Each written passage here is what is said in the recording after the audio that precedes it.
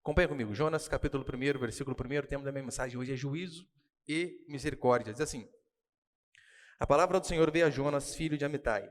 Vai agora à grande cidade de Nínive e prega contra ela, porque a sua maldade subiu até mim. Jonas, porém, fugiu da presença do Senhor na direção de Tarsis. Descendo para Jope, achou um navio que ia para Tarsis, pagou a passagem e embarcou nele a fim de ir para Tarsis, fugindo da presença do Senhor. Mas o Senhor enviou um forte vento sobre o mar e caiu uma tempestade violenta, de modo que o navio estava a ponto de despedaçar. Até aí tá bom, olha para cá, por favor. Eu falei nas últimas duas mensagens, as duas primeiras, sobre a importância que nós temos de defender a literalidade do livro de Jonas. Porque se eu e você dizemos que Jonas é apenas uma parábola, é apenas uma história para ser contada para os filhos, uma história que realmente influenciou muito da literatura mundial, como Moby Dick, como os irmãos, esqueci o nome daqueles irmãos lá, e várias outras obras literárias aí, né? Robinson Crusoe. Se nós encaramos Jonas apenas como história, nós estaremos com um sério problema. Se nós encaramos Jonas como uma analogia, como uma parábola, por que teremos um sério problema? Porque Jesus cita Jonas como um fato, como algo concreto, como algo verdadeiro. Então, se nós dizemos, olha, Jonas não foi real, nós estamos dizendo que Jesus mentiu. Dizendo que Jesus mentiu, estamos dizendo que ele pecou. Dizendo que ele pecou, estamos dizendo que ele não pode nos salvar. Dizendo que ele não pode nos salvar, estamos dizendo que estamos condenados ao inferno. Essa é a conclusão óbvia. Então, o livro de Jonas, ele é muito edificante porque ele vai quebrando paradigmas, né? Por exemplo, pastor, eu tenho livre-arbítrio. Pergunta para Jonas se ele teve. É claro, eu não estou dizendo que nós não podemos decidir coisas em nossas vidas e colhemos consequências dessas escolhas, mas uma coisa eu e você temos que pensar e ter a certeza é a seguinte: quando a nossa vontade estiver em oposição à vontade do Senhor, a vontade de Deus vai ser feita. A vontade do Senhor vai ser cumprida. Quer você queira, quer não queira. Ou você aceita e faz por bem aquilo que o Senhor ordena, ou nem que seja vomitado por um peixe, mas a vontade do Senhor vai sobressair sobre a nossa. Outro paradigma que nós vemos no livro de Jonas quebrando também é sobre o sofrimento do cristão. Porque até então, hoje em dia, você pregar mensagens sobre sofrimento, você quase que vira um herege no meio da igreja. Como assim? As pessoas não gostam de ouvir. Que Deus vai te sustentar em meio à dor.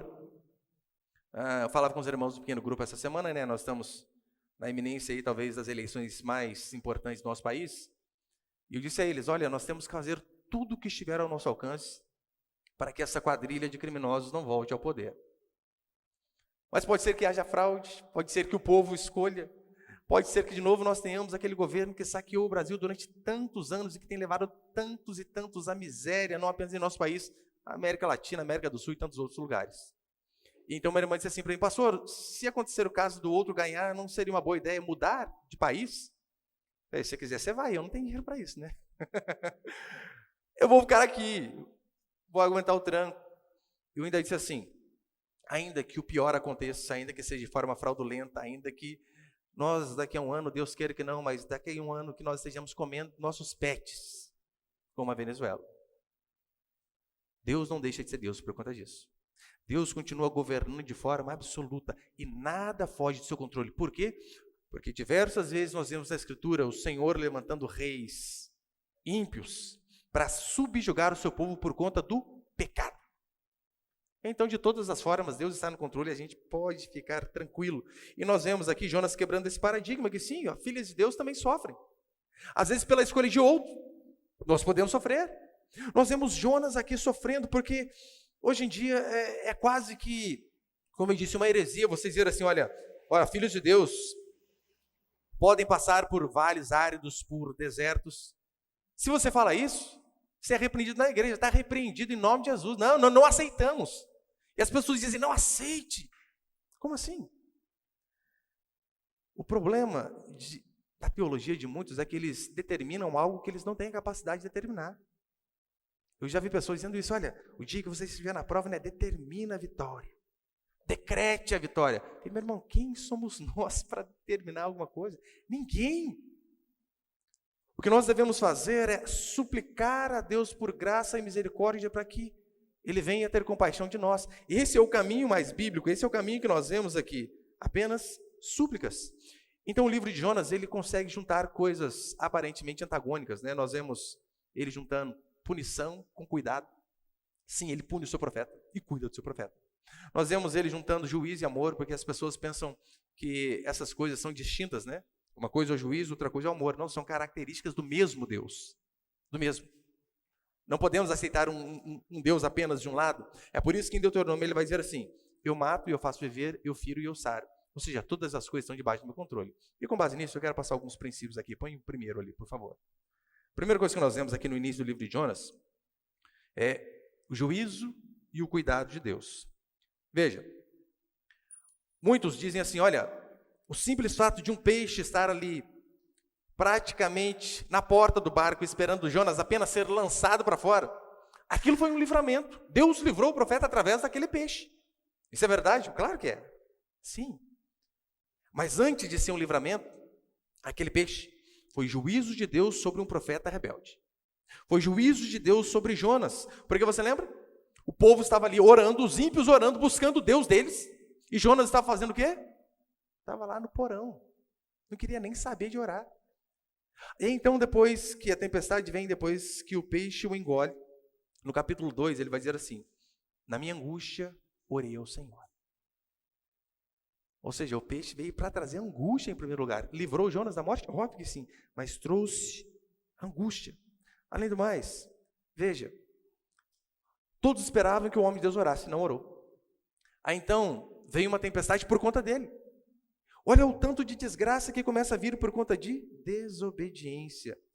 Eles iam morrer mesmo assim. Se Jonas fosse jogado, se não tivesse peixe, Jonas ia morrer, claro que ia. Deus o livra através do peixe, mas o peixe foi um sofrimento tremendo. Eu falei nas últimas pregações sobre James Bartley, aquele pescador que ficou um dia na barriga de um cachalote, e por conta de suco gástrico e tudo aquilo lá, ele ficou escamando durante anos depois de sua recuperação, e ainda conseguiu viver, 18 anos. Mas aquilo foi um prejuízo para Jonas. Aquilo foi Deus, na verdade, punindo. E veja, Jesus ele vai dizer assim como eu estive 3 dias no centro da terra, simbolizando a morte, assim Jonas ficou. Ou seja, Jonas é um símbolo clássico de sofrimento. Jonas passou um inferno dentro daquele peixe.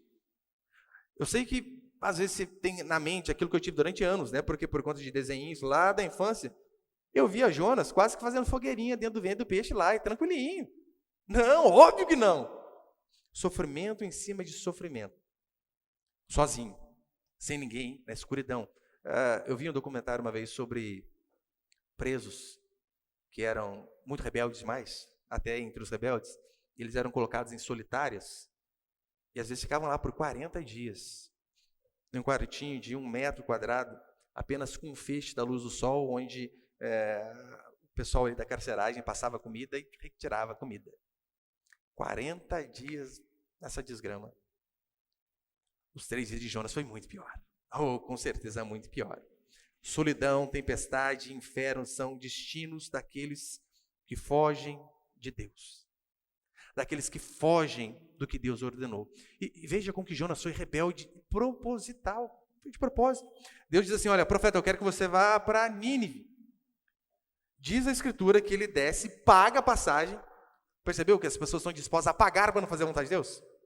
Paga a passagem e pega o caminho oposto, vai para Tarsis. Tarsis era ali o sul da Espanha, era a última parte conhecida até então, né, naquele período ali. Ou seja, ele de fato paga uma passagem e vai para o fim do mundo. Simplesmente para esconder de Deus. Com coisas que é possível, né? Eu e você esconderam do Senhor. Eu vejo Jonas tentando se esconder de Deus na cidade lá, de Tarsis. Eu me lembro de Adão. Adão peca e Deus vem ter com Adão. Você lembra que Adão se esconde atrás do arbusto? Eu fico imaginando Deus olhando para Adão e falando, Adão é um piadista, não é possível. Como assim, rapaz? Quer esconder de mim justo aí? Mas sabe qual que é o grande problema que nós temos? Por vezes nós escondemos do Senhor. E sabe onde? Dentro da igreja. Numa religião. O lugar preferido onde muitos se escondem do Senhor está na frequência assídua de cultos, de domingo, de quarta, porque ele acha que o simples fato de estar num dia de culto dá a ele a liberdade de fazer o que quiser durante a semana. Desde que eu esteja no domingo, desde que eu contribua, desde que eu faça a minha parte, bom, não tem problema, né? Uma bebidinha de vez em quando, ver umas pornografia, dar uma traidinha no marido, na esposa, não tem problema, mas eu vou. Ele está se escondendo de Deus dentro da igreja. É um absurdo. E quantas pessoas, às vezes, nós vemos com argumentos tão fajutos, argumentos que eu digo de pessoas de fora da igreja, né? Por exemplo, elas dizem assim, não tem como acreditar na história de Jonas, que era literal. Daí você diz assim, você acredita que o mundo foi criado e que o mundo evoluiu? Óbvio que acredita em Darwin. Você acredita que foi evoluindo, mas você não consegue acreditar em Jonas. Você consegue acreditar que este mundo, ele veio a organização através de uma explosão, que o caos gerou ordem. Mas você está dizendo para mim que você não consegue acreditar que um homem ficou por 3 dias no ventre de um peixe? Você é um piadista. Coloca uma culpa nos outros. Quantas pessoas dizem assim, olha, eu não frequento a igreja porque na igreja tem muitas pessoas igual a mim. E tem, óbvio que tem. Mas isso, na verdade, é um subterfúgio, é uma desculpa para que eles possam continuar vivendo ao seu bel prazer, vivendo da maneira em que eles preferem. Porque igreja perfeita, querido, você nunca vai achar. E o dia que você achar, eu desafio você, não se torne membro dessa igreja. Porque o dia que você entrar nela, ela vai deixar de ser perfeita. Por quê? Porque você não é. Então temos que nos acostumar, não foi isso que eu li no começo? Perseverar na doutrina dos apóstolos, porque pessoas são falhas, pastores são falhos, irmãos são falhos. Veja, vocês têm um pastor para errar com vocês. Eu tenho mais ovelhas para errar comigo. E se eu surtasse cada vez que alguém errasse? Não podemos. Suportai-vos uns aos outros. Nínive, uma cidade pervertida, foi salva por meio de um sermão de 5 palavras. No original, o sermão de Jonas eram 5 palavras. Ainda 40 dias e Nínive será destruída. Só. 5 palavras. Na nossa tradução, dá 6 ou 7, né? Uma cidade pervertida foi salva por conta de um profeta rebelde, de um sermão mal preparado, onde ele não queria pregar. Mostrando que, quando há um coração quebrantado, até um pastorzinho meia boca é o suficiente para que você possa ver Deus agindo na sua vida. Todavia, quando há um coração duro demais, ainda que o próprio Cristo esteja na sua frente, você vai se endurecer. É isso que nós vemos. Pessoas vendo Jesus fazendo milagre na frente de seus olhos, e mesmo assim, não reconheceram. Agora, Jonas, ele demorou para ver o juízo de Deus sobre a sua vida, lembra? Deus primeiro manda a tempestade. Aquilo já era um alerta. Jonas. Olha a desgraça que está acontecendo por conta de você. Jonas. O que ele fez? Nem aí. Vai morrer todo mundo? Então morra todo mundo. Não é só eu? A tempestade vem e ele não percebe. Por vezes, eu e você passamos por tempestades, por dificuldades, por angústias, por vales. E nós não conseguimos perceber que é o mesmo Deus que lançou a tempestade sobre Jonas, lançando tempestade sobre nossa vida. Para que nós venhamos, pelo menos por um momento, parar e refletir. Onde eu estou errando? O que eu estou fazendo de errado? Essa é a coisa mais óbvia que eu e você devemos fazer diante do sofrimento. Eu sei que nem todo sofrimento nós podemos dizer que é por consequência imediata de pecado. Não, claro que não. Mas se eu e você formos sinceros e lembrarmos do Salmo 139, que Davi diz assim, Senhor, tu me sondas e me conheces, vê se há em mim algum caminho mau. Davi ora dessa maneira, Senhor, vê se há em mim algum caminho mau. Eu e você, diante do sofrimento, diante da tempestade, a gente pode orar diferente. Senhor, eu sei que há caminho mau. Mostra para que eu possa me esforçar e mudar. Só que às vezes vem o desemprego, a enfermidade, a crise, os problemas, e a gente não se quebranta. A gente continua enrijecido. A gente continua duro, então Deus vai nos quebrando, até nos mandar, de fato, para o vento do peixe. Não é muito mais fácil se arrepender antes? Se quebrantar antes? Você nunca parou para pensar que, por vezes, o inferno existencial que nós passamos é por conta dos nossos pecados? Por conta das nossas escolhas? Como eu disse domingo passado, se eu não me engano, se pudéssemos chutar o traseiro do maior responsável pelos nossos problemas, passaríamos uma semana sem sentar. Porque nós somos os maiores causadores dos nossos problemas. Mas, todavia, entretanto, esse mesmo peixe que foi instrumento de juízo Óbvio que também foi instrumento de livramento. Claro que foi. Porque foi por conta desse peixe que Jonas se manteve vivo. Poderia ter morrido. Se ele continuasse no mar, era questão de minutos, ele iria morrer, mas por conta do peixe se manteve vivo. E em meio ao juízo, em meio à dificuldade, em meio ao sofrimento, diz a Escritura que este homem então orou. É interessante, né? Então Jonas, no ventre do peixe, orou. Porque é na dificuldade, na maioria das vezes, que nós vamos lembrar de buscar Deus. É na dificuldade que nós vamos lembrar de olhar para cima. É quando o médico chega diante de nós, quando você está com um parente doente, ele diz assim, olha, no seu caso, só Deus. Aí então a gente lembra, puxa, eu vou buscar Deus. Mas se nós fizéssemos isso de forma preventiva, buscássemos a Deus constantemente, veja se não é assim. Às vezes é no meio da humilhação que você lembra de orar. No meio da crise financeira. No meio de um casamento quase acabado, um fio apenas segurando. Então você lembra de buscar a Deus. Nada contra, mas você poderia ter buscado antes. Mas ainda assim Deus continua sendo misericordioso. Se nós o buscarmos, nos arrependermos, o mesmo juízo que foi sobre Jonas e que se transformou em livramento, da mesma forma pode acontecer na minha e na sua vida. Aquilo que nós fizemos de errado, se houver um arrependimento genuíno, é claro que Deus pode converter em bênção. Hoje de manhã eu e minha esposa conversávamos com o nosso filho mais velho e nós estávamos mostrando a ele, né, dizendo que nós fizemos tudo errado em nossa infância. Nós começamos a namorar com 15 anos. Sua mãe engravidou com 17 anos. Perdeu o primeiro. Engravidou de você com 20. Nós tínhamos tudo para dar errado. Ninguém nos dando direção, ninguém mostrando qual era o caminho certo. Não culpa os nossos pais porque eles não tiveram conhecimento também, então não puderam passar. Olha a diferença de você para seus irmãos. Hoje vocês já podem ouvir o que é certo desde já, para que vocês não venham cometer as mesmas burradas que nós cometemos. E se assim vocês teimarem em fazer, pode ter certeza, vocês vão receber devido juízo, porque vocês tiveram o privilégio de ouvir e mesmo assim decidiram não obedecer. Agora, quando nós erramos, porque nós não sabíamos, acontece de Deus transformar a desgraça em graça. Eu, esses dias, né, estava minha esposa na casa, minha sogra ouvindo Cassiane, ela adora Cassiane.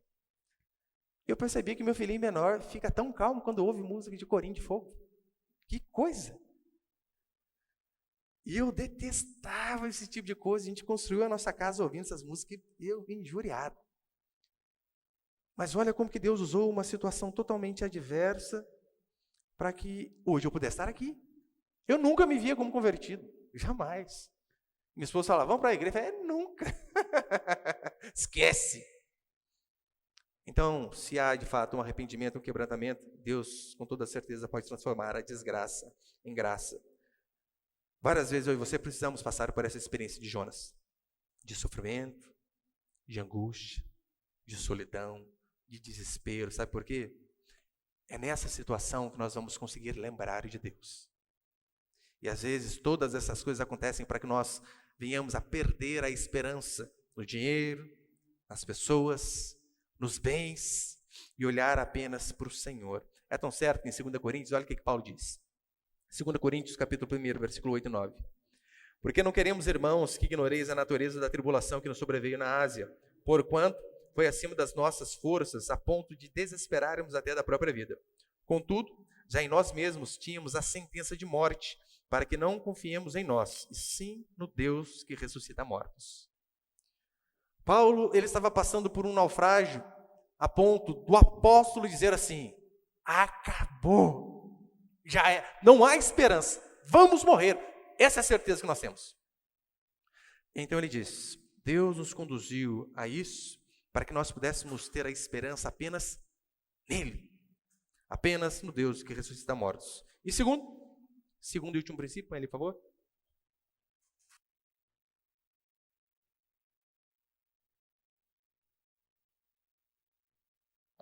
Segundo princípio, nós vemos a misericórdia de Deus. Veja, no finalzinho do livro de Jonas, no capítulo 4, vai dizer assim, que Deus é tardio em irar-se. Ao contrário de nós, né? Nós rapidinho estouramos. Deus é tardio. Por vezes ele demora. Jonas não queria que aqueles homens ninivitas se convertessem. Não queria.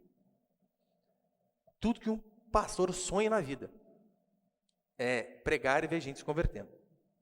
Jonas prega um sermão mal-humorado, sem preparo nenhum. Em uma mensagem, 120 mil pessoas se arrependem do pecado. Um sermão para 120 mil conversões. Nós, hoje em dia, 120 mil sermões para uma conversão. É mais ou menos por aí. Mas veja, Deus ele é misericordioso e tardio em irar-se. Deuteronômio 5 vai dizer que Deus visita a iniquidade dos pais dos filhos até a terceira e quarta geração. Em que sentido? Não acreditamos de forma nenhuma, em maldição hereditária. Mas em que sentido que Deus visita a iniquidade dos pais dos filhos até a terceira e quarta geração? Se você tem um pai que ele é um usuário de droga, se você tem um pai que não é um bom trabalhador, que deixa para você apenas dívidas, problemas, você vai levar isso por muito tempo. A não ser que aconteça um milagre, você trabalhar muito e prosperar, esses problemas vêm sobre nós. Porque enquanto muitos morrem e deixam heranças, outros morrem e deixam dívidas. Então, o filho que não fez a dívida acaba recebendo isso daqui. Não apenas isso.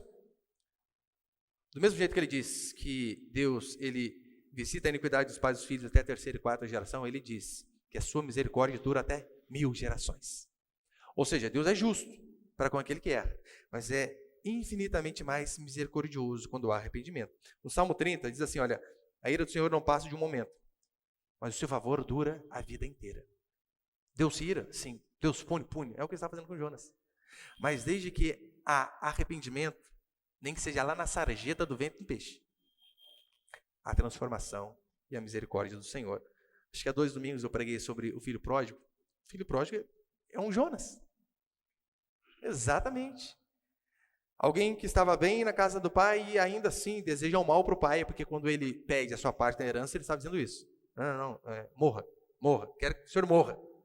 Ele pega e parte a um país distante. Lembra? Jonas, distante para Tarsis, filho pródigo, país distante. Mais longe possível. E ali o prejuízo vem rápido. Vem a fome, perde seus bens, perde tudo. Aí então na sarjeta, ele lembra, os funcionários do meu pai comem melhor do que eu. Voltarei. As dificuldades da vida nos fazem olhar para o Senhor. E não importa o quão longe nós tenhamos ido, se há arrependimento e quebrantamento, assim como Deus foi misericordioso para com Jonas, assim como o pai do filho pródigo foi misericordioso para com ele, Deus sempre será misericordioso para comigo e com você. Mas veja, os ímpios, aqui em Jonas, vai dizer que os ímpios buscaram a Deus. O Deus deles, é verdade, o Deus deles. Mas mesmo aqueles ímpios buscando o Deus deles, diz a Escritura que o Deus nosso, do céu, ouve aqueles ímpios que não estavam orando a Ele e decide intervir. Você consegue ver a misericórdia de Deus sobre esses marinheiros para que eles não morressem? Mesmo não orando a eles, você estar lá fazendo a sua prece, a sua santa, a Iemanjá, seja lá quem for. E mesmo assim, Deus tem misericórdia e graça da sua vida. Olha em relação aos ninivitas. Pensa num povo perverso. Eu quero depois de Jonas pregar sobre Abacuque, que vai falar bastante também sobre esse contexto histórico aqui. Abacuque dá alguns detalhes a mais, mas historicamente, os ninivitas, que eram os assírios, eles eram um povo de extrema perversidade, mas muito ruim. Eles matavam crianças pequenas simplesmente para não ter o trabalho de cuidá-las. Hoje em dia é normal, né? Só que você mata no ventre. Mas eles faziam isso, matavam crianças. Eles, quando capturavam seus amigos, cortavam mãos, cortavam pés, arrancavam a língua puxando, empalavam seus inimigos. Eu expliquei aqui o que empalavam, lembra? Empalavam é você pegar uma lança bem grande, colocar no orifício anal e atravessar até a boca. Assim eram esses homens perversos. Enterravam as pessoas até o pescoço para que elas pudessem ter uma morte lenta. Esfolavam pessoas vivas. Esfolavam, literalmente, arrancar a pele da pessoa viva. Ao verem que os assírios estavam chegando, sabe o que muitos povos faziam? Se matavam. Ora, você sabendo que esse exército inimigo está vindo capturar você, sabendo o sofrimento que eles trazem a todos os povos aos quais eles conquistam. Ora, é muito mais fácil, é um sofrimento menor, né? Passa a espada no pescoço e já era. Era isso que muitos faziam. E então, esses homens perversos ouvem um pastorzinho rebelde dizer assim: ainda 40 dias vocês vão ser destruídos. E desce e vai embora. Apenas isso. E esses homens perversos se arrependem dos seus pecados. Olha para você ver a misericórdia de Deus sobre Jonas. Deus teve misericórdia dos ninivitas, Deus teve misericórdia de Jonas. Gente, é por isso que nós não somos Deus. Porque se eu fosse Deus, eu tinha matado Jonas. Eu não tinha aguentado. É muita rebeldia demais. Olha para você ver, Deus diz assim, olha, vai a Nínive, rapaz. E diz a Escritura que ele vai depressa para o caminho oposto. Caminho oposto. Não, o Senhor mandou, eu vou para outro caminho. Depois, então, Deus começa a quebrantar Jonas. Manda o peixe, ele sofre, o vomita. Aí, então ele vai e prega a um povo que ele não queria pregar. Aqueles homens se convertem. Sabe o que Jonas faz? Fica furioso, fica bravo, pede a morte para si 2 vezes. Não, Senhor, eu não queria que esse povo convertesse, não me mata. Eu prefiro morrer do que ver esse povo convertido ao Senhor. E então, no capítulo 4, né, no finalzinho lá, Deus vai dizer assim: Jonas, é justa a tua ira? Porque lembra que Jonas ele fica irado porque Deus faz uma plantinha que faz sombra sobre ele. Então ele fica feliz. Aí Deus envia um verme que come a plantinha. E Jonas fica furioso por conta da plantinha. Então Deus vem e diz: rapaz, é justa a tua ira? Sabe o que Jonas fala? Sim, é. Tinha que morrer todo mundo. Ô petulância, hein? Ainda assim, Deus consegue ser misericordioso para com esse profeta. Deus diz: você acha que uma planta é mais importante do que 120 mil vidas? Jonas diz: sim. Vão para o inferno esse povo. Rebelde. Para você ver, meu irmão e minha irmã, que não há nenhum bom no livro de Jonas. Não há. Os marinheiros orando aos seus deuses idólatras. Os ninivitas, os assírios, perversos. Jonas, rebelde, desobediente. Ainda assim nós vemos a bondade do Senhor alcançando esse povo.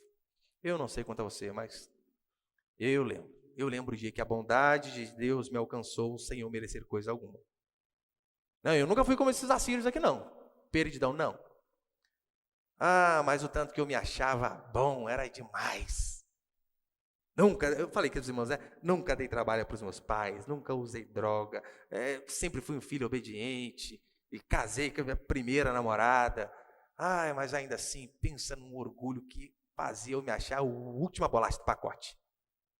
Lembra quando o Cristiano Ronaldo diz, né? Eu sou melhor. Era quase eu, versão brasileira. Eu sou melhor. Aí então Deus vai nos humilhando, nos humilhando, nos humilhando. E então nós vamos conhecendo ao Senhor e vamos vendo quão podre e pervertido nós somos. Aí então eu comecei a entender aquilo que Paulo dizia. Fiel é esta palavra e digna de toda aceitação, das quais Cristo Jesus veio ao mundo salvar os pecadores. E eu sou o principal. Eu apenas dessa parte da Bíblia aí eu discordo, né? Eu acho que não é Paulo, acho que sou eu agora. Eu me conheço. Eu tenho certeza que eu sou pior do que Paulo. Mas eu lembro quando a graça do Senhor me alcançou. E uma família totalmente idólatra. Sim, não havia nenhum cristão na minha família. Eu fui o primeiro. Criado e nascido ali, praticamente, nasci em Guará, mas fui criado em Aparecida a vida inteira. Coroinha da Basílica. Coroinha de tudo que é a igreja católica lá, eu e o Tiago, meu primo ali no fundo. Era o padre no meio, eu de um lado, ele do outro. Boa parte da nossa infância assim. Aí então, eu vejo a graça de Deus me alcançando lá na idolatria. Lá na minha perversidade, ainda que seja com a primeira e única namoradinha, mas lá no errado. Lá no orgulho. Então eu vejo o dia em que eu cheguei em um culto onde a palavra de Deus foi pregada. Então eu comecei a ver os meus pecados e eu comecei a ver o quão mal eu era e quanto eu carecia de graça. O quanto eu precisava de perdão do Senhor. É por isso que você não vai ver pessoas boas buscando a Deus. Por quê? Ora, pessoas boas, teoricamente, não precisam. Quem busca Deus, via de regra, são pessoas que se veem como más. Esse é o problema. Não existe pessoa boa. O que existe são pessoas, dois tipos de pessoas apenas. As que são pecadoras e as que ainda não reconheceram que são pecadoras. É só esse tipo de gente que existe. Não existe pessoas buscando a Deus, e sim Deus buscando pessoas. E Jonas é um exemplo disso. Os marinheiros não buscaram a Deus, buscaram outros deuses. Os ninivitas não buscaram a Deus. Deus buscou a eles. E Jonas, obviamente, foi fujão. Você, meu querido, não veio aqui por amor. Aquele papinho, né? Você veio para os caminhos do Senhor pelo amor ou pela dor? Irmão, não existe isso. Todos nós viemos pela dor. Alguns pela dor de uma vida fracassada, de um casamento destruído, de um parente doente, de uma enfermidade, de um câncer, de uma pobreza, de uma miséria, seja lá do que for. Muitos por conta dessa desgraça. Outros, como eu, vieram da mim pela dor. Só que qual dor? A dor de um vazio existencial enorme dentro do coração que nada preenchia. Nada. Conquista, bem, nada. Faltava o Senhor. Então, eu e você devemos lembrar daquilo que Jesus diz, né? Não fostes vós que me escolhestes a mim, pelo contrário, eu vos escolhi a vós outros. O Senhor escolheu a nós. E por que Ele precisou nos escolher? Porque se Ele não fizesse essa escolha, nenhum de nós aqui o teríamos escolhido. Ninguém. Deus precisou nos escolher. Em Filipenses, Paulo vai dizer assim, porque Deus é quem efetua em vós tanto querer quanto realizar segundo a sua boa vontade. Se nós estamos aqui, não foi simplesmente porque nós um dia decidimos, vou. É porque Deus, em sua graça e misericórdia, tocou o nosso coração, efetuando em nós o querer. E não apenas o querer, também o realizar. Por que Jonas, ele não conseguiu ver a misericórdia de Deus? Porque ele, no começo, se via como bom. Não precisa de Deus, não busca Deus mesmo diante da tempestade. Jonas se achava melhor que os outros. Por isso ele não queria que os ninivitas se convertessem. Mas convenhamos, Jonas não era bom. O povo hebreu não era bom. Por mais que eles se achavam melhores, não eram. Sabe qual a prova disso? O próprio Deus diz. Deuteronômio capítulo 9, versículo 6. Olha o Senhor diz. Ele dizendo por que ele escolheu o povo de Israel. Ou por que ele nos escolheu também. Entenda-se da mesma forma. Deuteronômio 9, 6. Sabe, pois, que não é por causa da tua justiça que o Senhor teu Deus te dá esta boa terra para possuí-la? Pois tu és um povo de dura cerviz. Ou seja, vocês acham que eu estou recompensando vocês porque vocês são bons? Não, vocês são de cerviz aqui, cervical, né? Vocês são um povo que não se dobra. Vocês não têm nada melhor que os outros povos. Eu escolhi vocês porque eu sou gracioso. Jonas se achava bom, isso era típico de judeu, que não enxergava que Deus podia ser misericordioso para com os outros. Só que olhe, né, já estou encerrando, os patriarcas, nós vemos patriarca adúltero, nós vemos patriarca medroso, nós vemos Moisés, que casou com uma mulher do mundo. Dá para ficar nervoso, fala que não dá para ficar nervoso com um cara desse. Senhor, como pode? Nós vemos absurdos. Ainda assim, aquele povo não se enxergava como pecador. Olha a diferença de Esdras.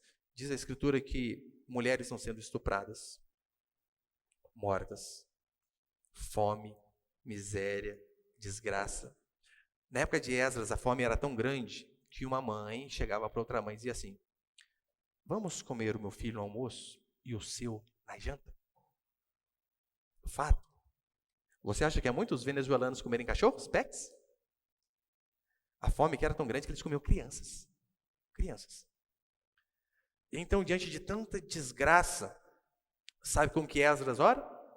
Ele ora assim, Senhor, nós temos recebido menos do que merecem as nossas transgressões. Diante de um cenário de calamidade, sem templo para orar, sem culto para ir, crianças sendo mortas, mulheres sendo estupradas. Ainda assim, Esdras diz, o Senhor tem dado menos do que merecem as nossas transgressões.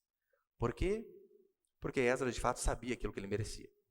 A partir do momento que nós sabemos daquilo que nós realmente somos merecedores, meu irmão, tudo que acontece na nossa vida é lucro. Tudo. Se você entende que você merecia ser condenado ao inferno e no piso mais quente, tudo que acontecer na sua vida de ruim ainda é bom. A pergunta não é se Deus quer abençoar a mim e a você. A pergunta é: nós temos um coração quebrantado o suficiente para reconhecer que não há bondade em nós, para reconhecer que nós não passamos de miseráveis pecadores e que carecemos da graça e da misericórdia do Senhor? Se assim houver um coração em nós, oh, Deus não tem nenhum problema em nos abençoar, em fazer daquilo que era desgraça, graça, em transformar a nossa vida por completo, porque se Ele transformou povos como os ninivitas, a ponto de dar a eles a chance de ouvirem o Evangelho e serem salvos, quanto mais Ele pode fazer conosco, se houver arrependimento, quebrantamento e mudança de vida. Amém? Mudança de vida.